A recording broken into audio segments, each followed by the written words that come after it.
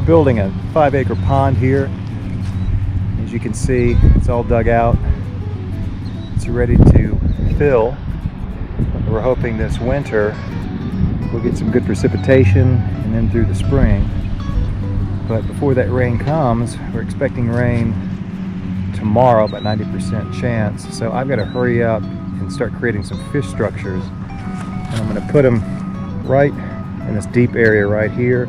That should be about 12 to 16 feet. So I need to get those in quickly before it fills this evening. So we'll get started. Now, to get started on the structures, I just found some odds and ends at the house. I had some of these downspout extenders. Got that. I've got some buckets from Lowe's. I bought some of this pipe. This is plastic tubing. And so what we're going to do with these items, we're just going to build little structures, little homes for the brim and bass.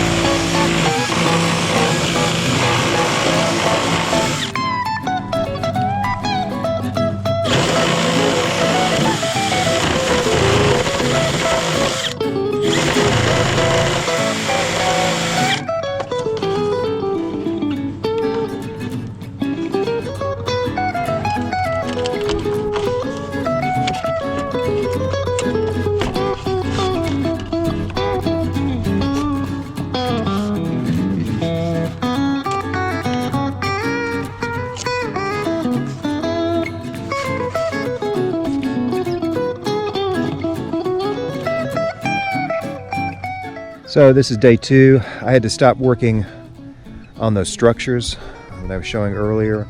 Some issues popped up, got those taken care of, but we're out here. It's a Sunday. We've got a big front coming in. We're supposed to get 2 inches of rain, and if that's the case, this is all going to fill up here, this bottom area. So I'm going to go ahead and grab some tree limbs, secure those down there, also create a brim bed and get that inserted right in front of it. And so once this fills up, I'll be set. And then I can go back further. It'll be dry towards that side. And so I can start creating more structures there. All right, let's get started. Okay, to create the brim bed, what you need to do is just go ahead and get some wood trim such as this. And you don't have to have wood trim. I mean, you could just lay it out, the pea gravel on some plastic, and you'd be set. But I want to keep everything kind of tidy and enclosed so the pea gravel doesn't shift during rain. So, you know, your dimensions can vary. I'm starting off kind of small, so I'd say this is like, 4.5 feet square. I'm going to use some wood screws, put it together, place some plastic underneath, and then add some pea gravel.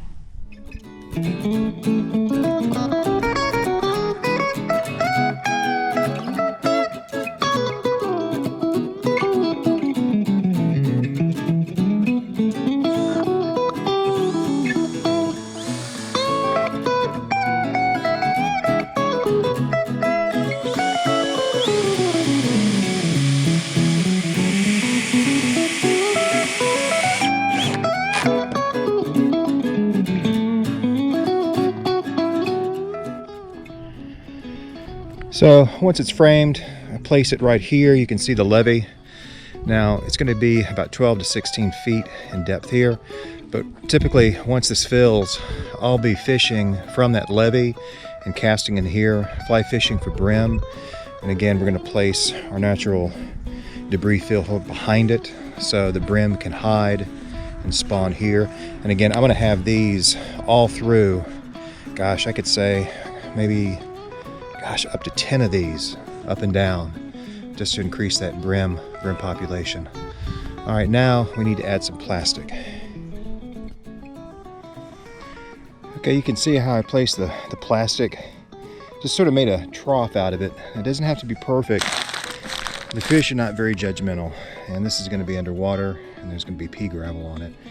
But I need to fix that section right there. But just create a little trough here, and then I'm also going to place some large rocks at the edges to keep it stable on all the edges. All right, more to come.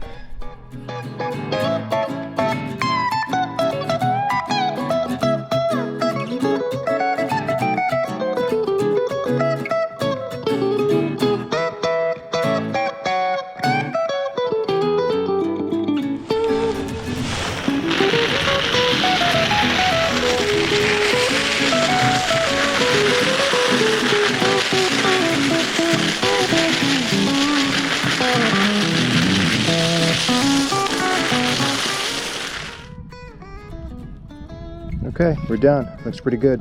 This took 7 bags, so I had plenty. And again, it doesn't have to be super slick. Just as long as it's contained within this frame, you get about 2 to 3 inches of pea gravel, you'll be set. So excellent. Now we're going to work on a larger structure behind it to where the brim can hide from predator bass. That's next. All right, so I went to the woods right over here, grabbed some limbs that were taken down by the angry beavers. It's a tree outfit. They weren't angry and they weren't beavers, and they did a great job.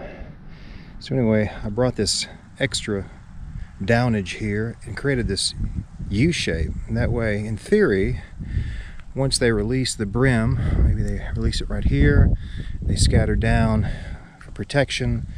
They go to these area, this U shape, seeking protection from bass, predators, and they wait there. They become acclimated, and with time, they can lay their eggs in this brim bed, and they can kind of watch over everything. So the theory also is that I'm going to teach Jill how to fly fish, and she will stand right there at the levee, and cast out here, and catch herself some brim. Good times. All right. So the rain came, and the weatherman said we got 1 to 2 inches, and this is how much retention we got. Isn't that amazing? You can see the structures that I put in several days ago, and they're just underwater.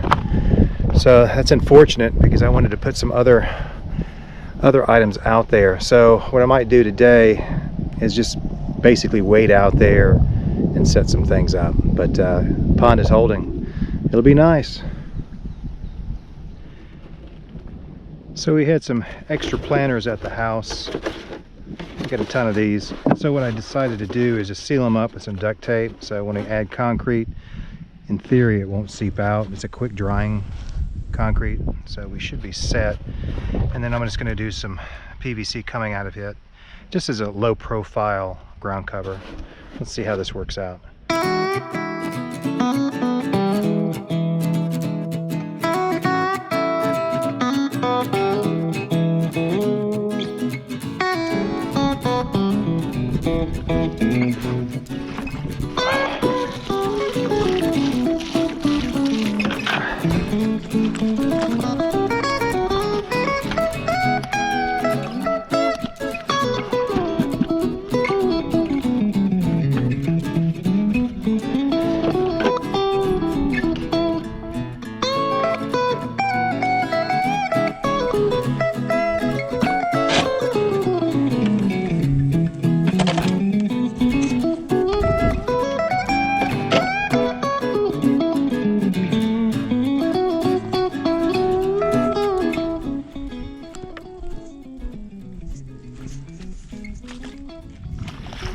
I don't want a blooper where I fall in. That would be very unfortunate.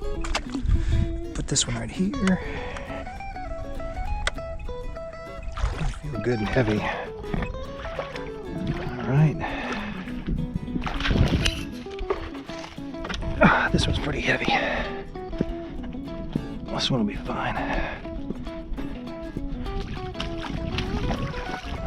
I'll put it in the foreground. Yeah, I gotta weight these down. So we need to add some weight in here because that is not, this is gonna float away. That's not desirable. So I'm gonna add some more rocks to all these. Okay, this is the final configuration. Looks pretty good. You can see the depth is okay, but I may have to take a kayak and pull them out a little bit further. We'll just have to see how deep this pond goes. But they're gonna be light enough such that I can just pick them up and push them back further. So we'll see what happens.